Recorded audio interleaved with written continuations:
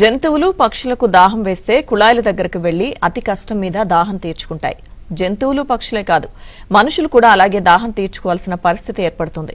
ఈ ఘటన కర్నూలు జిల్లా మంత్రాలయం మండలం చౌలహల్లి గ్రామంలోని ప్రాథమిక పాఠశాలలో వెలుగు చూసింది.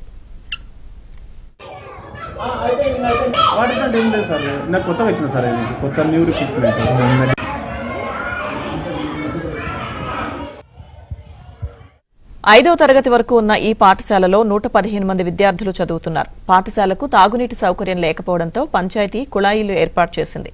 ఉదయం 8 గంటల వరకు మాత్రమే నీళ్లు వదులుతారు. దీంతో విద్యార్థులు ఇంటి నుంచి బాటిళ్లలో వాటర్ తెచ్చుకుంటారు.